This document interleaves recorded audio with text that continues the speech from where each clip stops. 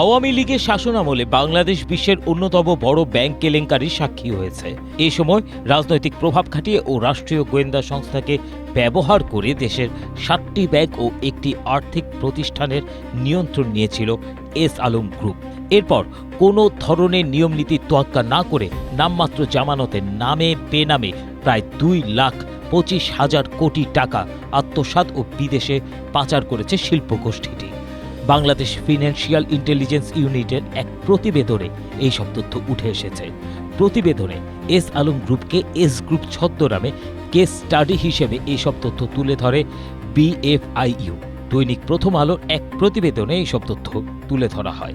জীবন অবাক না করলে কে করবে? 28% মিল্ক ফ্যাটের অবাক করার সাথে ফ্রেশ মিল্ক পাউডার। জীবন অবাক করুক প্রতিদিন।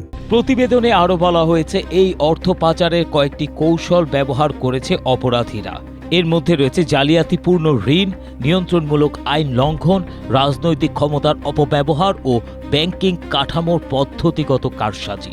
এস গ্রুপ রাজনৈতিক সমর্থনকে পুঁজি করে এবং নিয়ন্ত্রণমূলক আইনকে পাশ কাটিয়ে দেশের ব্যাংকিং খাতে ব্যাপক অনিয়ম, জালিয়াতি ও অর্থ পাচারের এক বিশাল নেটওয়ার্ক গড়ে তুলেছিল।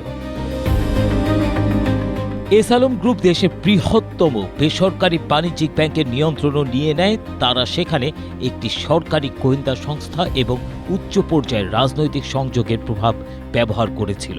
ব্যাংকের নিয়ন্ত্রণকে কাজে লাগিয়ে গ্রুপটি আভ্যন্তরীণ নিয়মকানুনও নিজেদের মতো করে পরিবর্তন করে। বিএফআইইউর কেস স্টাডিতে বলা হয়েছে, ব্যাংকগুলোর উপর পূর্ণ নিয়ন্ত্রণ প্রতিষ্ঠার পর এইসব ব্যাংক থেকে ঋণের নামে অর্থ লুট করে এস আলম গ্রুপ। এজন্য বৈধ ব্যবসার পাশাপাশি বিপুল সংখ্যক কাল্পনিক বা ভুয়া কোম্পানি খুলে সেগুলোর নামে বড় অঙ্কের ঋণ বিতরণ করা হয়। ব্যাংক থেকে লুট করে নেয়া এই সব বিপুল অর্থ মানি লন্ডারিং করে বিদেশে পাচার করা হয়েছে বলে জানায় বিএফআইইউ।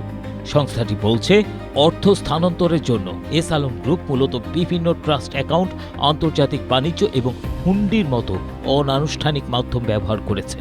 বিএফআইইউ আরও জানায়, গ্রুপটি সিঙ্গাপুর, মালয়েশিয়া, সাইপ্রাস ও সংযুক্ত আরব আমিরাতের মতো বিভিন্ন দেশে বিপুল সম্পদের মালিক হয়েছে এই পাচারের অর্থে। ABM Asaduzzaman, Asia post.